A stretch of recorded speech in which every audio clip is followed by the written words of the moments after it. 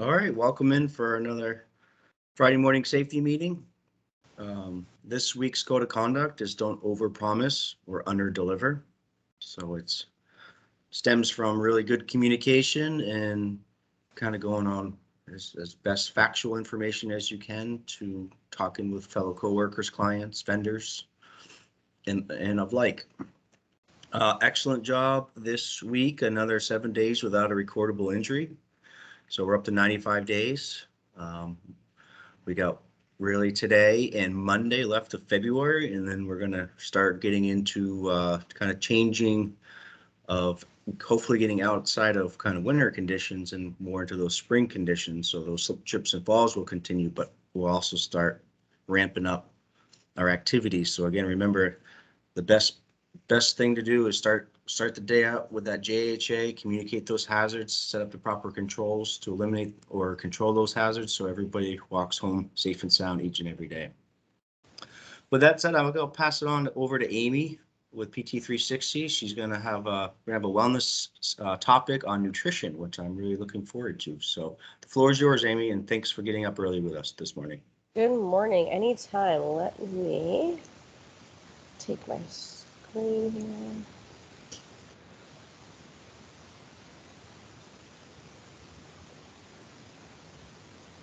All right, so like Matt said, we're going to talk about nutrition today. I hope I'm not getting eye rolls behind those cameras. It's February, nutrition, they kind of go together. So I've said this before, this is one of my favorite quotes: let food be thy medicine and medicine be thy food. Food can really be helpful in your life, or it can not be helpful in your life. And you actually want to think about that when you're putting food in your mouth. Healthy eating can reduce the risk of disease, plain and simple. You might have some genetic factors in there. You might have some environmental factors in there. There's one thing you can control is what you put in your mouth. So it can reduce your risk of cancer, cardiovascular disease. It can improve your mental health, and it can improve your energy. So the food that you put in your mouth can do all of those things. It can also do the opposite of those things. So we want to say on the positive side, reducing your risk of disease, reducing mental health stress, improving your energy. Interestingly, culture plays a really big role in how and what we eat. It can make it harder or easier to change how you're eating. So in Vermont, we are a meat, dairy, and maple syrup state. We are very proud of those things that we produce, and everyone eats local, buys local, and those are some really big local things that we like to support. Unfortunately, a lot of those things aren't the healthiest for us. So how do we, break some of those habits of eating steak 5 days a week or hamburger 5 days a week or having cheese at every single meal when it's really cultural for us Vermonters to do so? That's also something to consider and think about. So again, no more eye rolls on this one. Guidance for healthy eating revolves around a plant-based diet. So that does not mean you need to go vegetarian or vegan, but when you're eating, you want most of your food on your plate to be plant-based. You shouldn't have a giant chicken parmesan, 2 giant pieces of chicken, a big plate of bowl of pasta, like a little bit of sauce and no salad. It should be the other way around.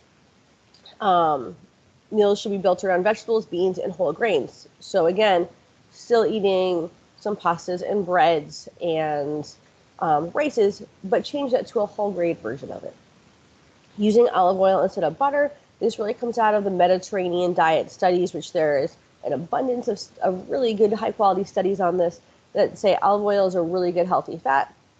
If we look at some of the trends in dieting, butter's been a big one in some of the paleo diets and keto diets, but in really good long-term studies, olive oil is really the key. Stop eating when you're 80% full. This is a really good one. Your body's a little bit slower at figuring out that you're full. So a lot of time we're eating, all the time we're full, and then 20 minutes later, we're really uncomfortably full. Stop eating when you're 80% full can really reduce some calorie intake and make you feel better. This information comes out of the blue zones, which are areas of the world where people live exceptionally long and healthy lives. This is one of the key factors in those areas. Minimizing sweets, meats, and dairies. Our Vermonter way of maple syrup meats and dairies. So still eat them. We don't want to deprive ourselves of things, but think of how we're eating them and where they're going in on our plate and in our diet. So I've shown you this. I think a couple of years ago I did a nutrition one. So this might look familiar to people. This is Harvard's Healthy Plate. This is very similar to the My Plate, which is what the U.S. government puts out, and it's also very similar to what Mediterranean diet, Mediterranean style of eating looks like. So if you see half of your plate is fruits or vegetables, this doesn't have to be all one meal. Your fruits might come after. That might be your dessert. You might have strawberries, but throw a little chocolate on it, or strawberries with a little bit of ice cream. Flip that balance of a whole plate of ice cream and like a strawberry. You could have a whole plate of strawberries and a little ice cream or chocolate. Whole grains is another big thing. A lot of us do have fairly grain-based diets, pastas, potatoes, those types of foods. They're there. You just want a little bit less of them. And then again, the healthy protein. The protein is still there. It's just a smaller portion of our plate. It's not the whole plate with a little bit of stuff around the sides. So this really represents, I would say, quote unquote, an easy way of eating, because it's very easy to look at. It's sometimes harder to put these things together to make it look right. So how do we do that? And where do you start? Write it down. So sometimes we think we're eating healthy, but we're not. If you write it down, you could actually have that running list of, okay, this is what I have for breakfast, and then I throw this in. And then my snack, sometimes I stop, this is me, at Mirabelle's on my way to work, because it's right on my way, and I get a croissant. How often do I really do that? I think I do it once a week. I might do it a couple more times a week when I see that I wrote it down. So we have these little nuances that we don't really kind of count, quote unquote. So writing it down makes you a little more accountable.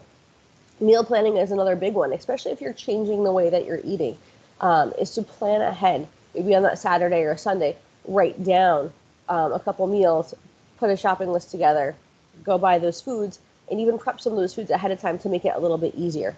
If you're eating out, put that as part of your meal plan. Not all of us eat, every single meal in our house. If you are somebody who has lunch meetings, stops on the way in for breakfast, that's part of your normal schedule. That's part of your cultural habits. You want to put that in there, and how do you change that a little bit? Big thing, don't change everything at once. That's an absolute result for failure. Challenge yourself for a week to change just one thing. So pick one thing that's easy to do. Therefore, if you achieve that, then that's positive reinforcement to continue to do these things. And plan ahead when eating out. If you're going to a restaurant and your favorite food, maybe something like a fried chicken and French fries, how do you change something on that plate to make that a little healthier, but still something that you want to eat? Better choices, we kind of talked about these a little bit. Eating healthy anywhere and just subbing things. Again, you don't have to sub everything, but here's just some ideas of how you sub them out. So you stop at the corner store in the morning, and you get your Hostess donuts, your coffee light and sweet. Maybe you change that to a breakfast wrap, have veggies and eggs, no meat, coffee with a little milk, and no sugar. That you go to Subway and you get that triple meat sub and some chips. Well, what about a whole grain sub, chicken, lots of vegetables, changing out the chips for some baked Lay's and an apple.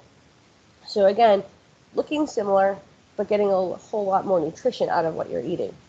The sodas, diet sodas, Gatorades, those are really, you've heard this word, empty calories, lots of sugar that's unneeded.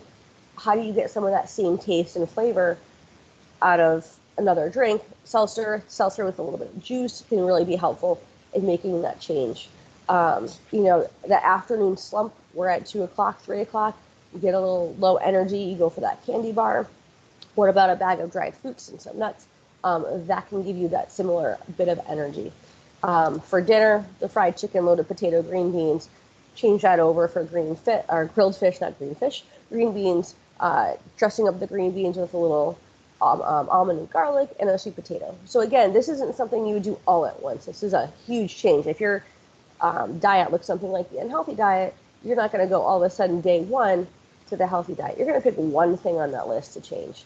See how it goes. Get comfortable with it. When you're ready, change another thing. And it's slow.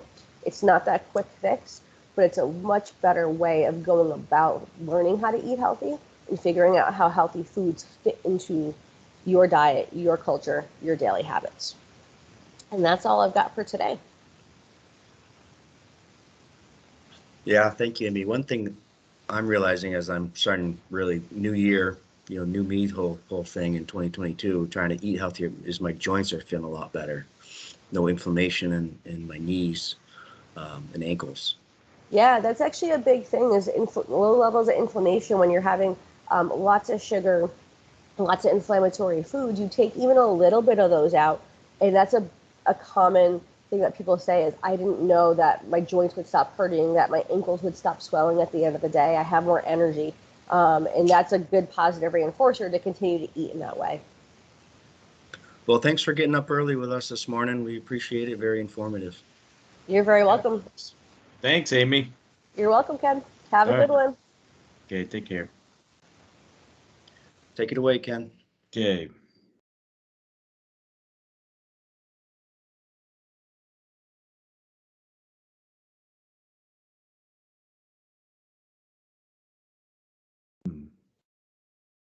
Trying to find the right screen. Here we go.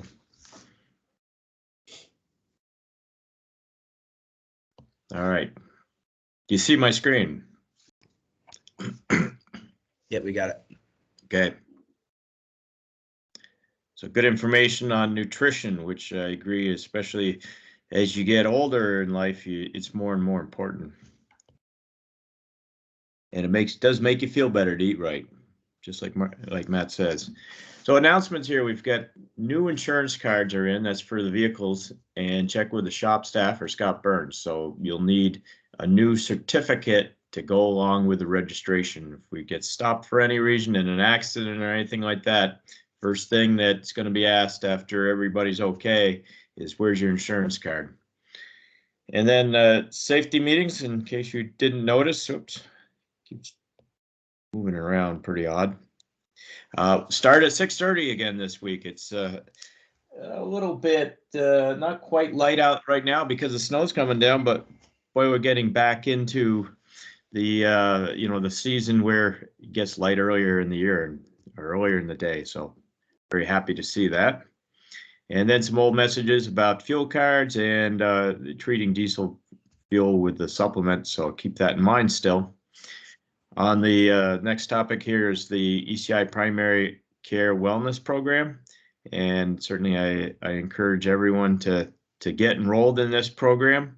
As I mentioned earlier to Amy, I had sprained my ankle here a couple weeks ago, and I just went over to Champlain Medical. They treated me, diagnosed me, and advised me.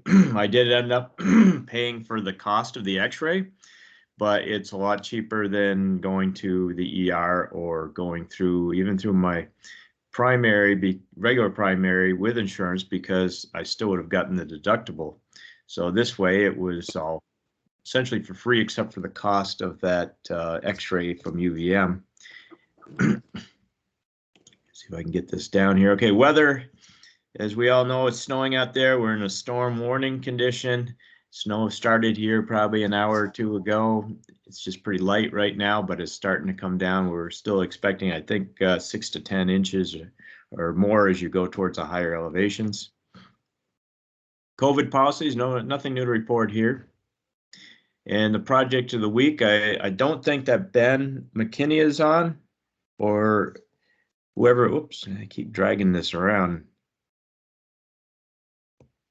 Ben is out of town on a couple vacation days and was going to join us, but probably couldn't get it. I see Ron was here. Ron, want to speak, or do we have somebody out there who wants to go through the project? No takers? Okay. Well, I'll go through it. This is the infrastructure preparation for the Amtrak Ethan Allen Express. That's the new Amtrak extension of the line out of Rutland that's going to come up to Burlington. And this project is a series of projects from last week. Was the first one on the grade crossings, and this one is on the track work, the Vermont Railway yard improvements and in Burlington. And then next week we'll talk about some of the other work going on related to this project. So as part of the upgrades necessary to bring Amtrak service to from Rutland to Burlington, ECI is installing 12 turnouts. It's quite a job here. 5,100 feet of continuous welded rail, 1,000 ties, 2,800 linear feet of brand new track. Many of the existing tracks are realigned or moved laterally to accommodate future passenger service. Since there is no Y in the yard, the Amtrak will presumably run an engine at both ends of the train. And the new track ECI is constructing is dedicated to Amtrak. The new station platform will be served by the existing main line, but the passenger train will have to sit off that main line on new track overnight. And try to drag this down without making it jump. Okay, ECI's turnout scope is intense. A turnout is an assembly of track which contains a switch, allows for trains to move from one track to another. 2 of the turnouts that ECI is installing contain power switches, while the rest are hand thrown. The power switches have switch heaters to ensure reliability in winter months and have a control system with some similarities to a grade crossing signal system. These power switches have a high-speed data link to the Vermont Railway dispatcher in Rutland via the First Light fiber optic that ECI installed back in the year 2000 via the rail plow method. So ECI completed the large-scale CWR, that's continuous welded rail scope, last summer. While all of the turnouts and much of the rail in the crossing approaches gets welded, the CWR is technically defined as a continuous run of rail over 400 feet in length. Long stretches of steel like this will show dramatic changes in length during thermal expansion and contraction. Much like a cable, the rail is strong in tension but lacks stiffness to take compression loads. For that reason, it's critical that CWR be laid at a neutral temperature, near the highest temperature it'll ever likely see in service. Oops, I grabbed my screen to move it, and I should be grabbing the cursor. Okay, so here we go. Let's see. Rail can easily reach temperatures of over 100 degrees on warm days in the summer. So that for that reason, the typical CWR neutral temperature is 95 to 120 degrees, and the rail will only reach a state of compression if the temperature exceeds it. So it's kind of, you set the tension or the tension in the rail so that you reach, hopefully don't go past your initial neutral setting, except on the hottest days. And once it exceeds that, you do start to get compression in the rail. So the rail only reaches that state of compression as temperature exceeds this neutral temperature. And when the rail temperatures do reach that higher level, like 120 degrees, the lateral restraint from the ties and the ballast and the cribs and the shoulders is typically enough to keep the track from buckling under compression. But when the weather is very hot, railroads often run their trains at slower speeds and with other restrictive train handling measures to reduce tractive, braking, and centrifugal forces on the track. This prevents sun kinks and other unwanted track conditions. So it really happens, these tracks can buckle under the hot conditions, especially if the railroad isn't taking the right care for how to operate in those temperatures. So ECI worked with a subcontractor, Holland LP, to weld dozens of the 1,100 foot plus strings of rail together by butt flash method. This method is faster for large volumes of work rather than the Thermit weld that we self-perform on most projects, where there's relatively few welds to do. Once strings of rail are made up, the existing rail is cut and removed, and then a cribber adds or planes down the existing ties to accommodate a larger tie plate, and new plates are installed, and the string of rail is threaded onto the track. One or more rail heaters using 4 100-pound propane tanks heats the entire string to get it to that neutral temperature, and then a final cut is made to accommodate the proper joint at each end, and the rail is anchored to the ties so it cannot contract as it cools. Oh, I bumped the screen again. Sorry about that. So let's see, where was I here? Okay, so then it's anchored and stuff, and then we're at a neutral temperature that stays forever in perpetuity. So hopefully, unless they cut the rail for some reason, that neutral temperature condition or stressing the rail, it's kind of pre-stressing it, is still there. So here's some of the operations. Looks like new tie plates getting spiked in there. I don't know if anyone else wants to help narrate this. Certainly feel free to jump in. Try to drag the screen down without jumping around. This is prepping an area, subgrading and putting fabric, and then subballast and fabric and ballast stone, I would expect, and those that panel will be dropped in. Here we're doing one of our own welds, and what they do is they prepare a mold around the rail. They bring the rail together and line it up good. They prepare a mold made out of clay and around the rail itself, and then they put this crucible filled with the weld and light it off, and then it all gets super hot as it looks, and then it just the molten metal fills in the gap left, or you have a gap between the two strings of rail, and it fills it in. It leaves a lot of sharp edges which get ground off after. It's pretty dramatic. It's pretty impressive to see one of these welds go. Boy, do they go. It actually fuses and welds the rail together. Right. It's cool. Right. Yep. Pretty awesome. Then Holland, they have this somewhat of a mobile system that just drops over the rail at the joint, and it's I don't know how fast exactly it goes, but it's a lot faster, a lot fewer steps. Is that a releasable mold, Ken? Is that what that is? I don't know how that really works. Kind of cool. Yeah, it looks like a big clamp. Must just line things up for one thing. I'm assuming it holds the rail so that they're true in each direction. Yeah. And then I don't know, is Ron on? Ron, Yeah, can you give us Ken. Yep. It's basically electrofusion. That unit will drop down over the rail, and it actually pushes both rails together, and electricity actually welds the rail together. It only takes minutes compared to an hour and a half to do a thermite weld. So the rails are brought together as like a butt fusion, and then they're charged on each side. Yep. So there's no new metal introduced. No. And then it's a lot cleaner. There's a lot less grinding that has to be done. And then it must have like a clamping action to kind of keep them lined and everything too. Yep. Cool. Let's see. I'll drag this down. There's the electric switch. Pretty compact, isn't it?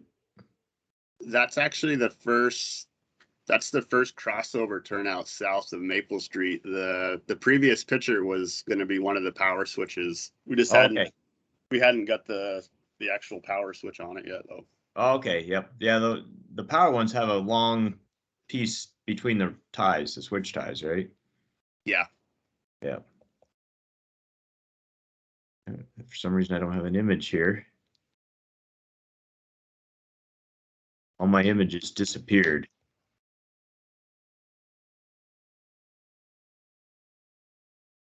I don't know what's going on. You want me to take over?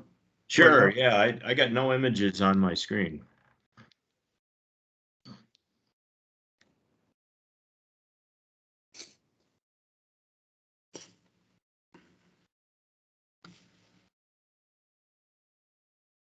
Also got a little bit of a noise in the background and like a crackling. It's kind of strange.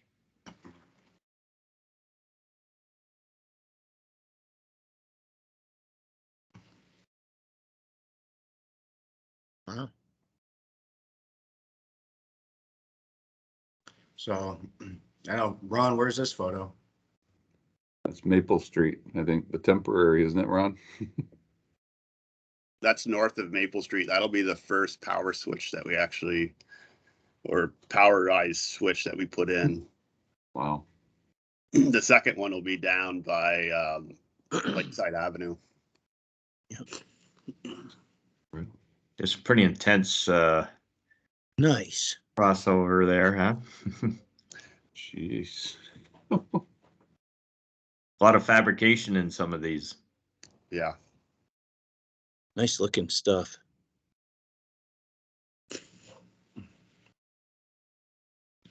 That's the turnout south of Flynn Ave. Ah. Buildings. Okay. This was a great shot here. Oh, Yep. Who's in the excavators, Ron? is that one down at La Valley, Ron? No, that's at Maple Street, I believe. That's the Amtrak. I think part of the Amtrak siding that we put in at Maple. Is that Joe and Ricky running? Probably. Nice. Tandem picks. That's at the ice shed just north of Maple, That's right? yeah, that's the same number 8 north of Maple. We're getting ready to set that one in place. Yep. Pretty cool. I Nice. think that's the last image. You have a link here, Ken? Yeah, that's to the VTrans site, and they go through, you know, some of what it's all about. It's more their PR thing. Gotcha. And then this is the from the archives, rail plowing on the Vermont Railway. So some of the fiber we talked about was installed by rail plowing. This is under the Queen City Parkway Bridge back in July of 2000. It's being pulled by the VTR trains and actually the remote control trains, and the operator, can't really see him. There's Larry Chamberlain on the lower part of the screen sitting there running the plow, and somewhere the VTR operator, the train engineer, would be operating with his remote control there as we go. Cool. Pretty cool stuff. Good. All right. Thanks, Ron. Thanks, everybody. Looks like we got some snow removal to do today, so have a safe day out there and a good weekend. And let's see, probably looking forward to Monday when we're past the snowstorm here. Yep. Yeah. Safe driving out there and watch those Yep. slip, trips and falls. Hey, did you guys, I got on late. Did you guys talk about paychecks this morning? Oh no, we forgot. We made a change to the paychecks. Yeah. Yeah.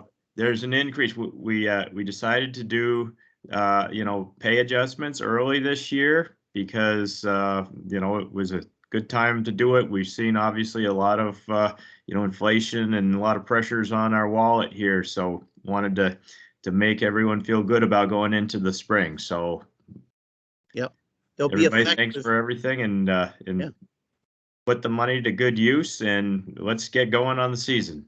Yeah, well said, Ken. They're effective. We've made them retroactive back to the 13th. So we should Oh, you also, mean- so But For- it's today's paycheck. for the pay, so today's paycheck will reflect them because it's for last week. Yep. So Right. you guys got a raise last week. You just didn't know it. You didn't know it until this week.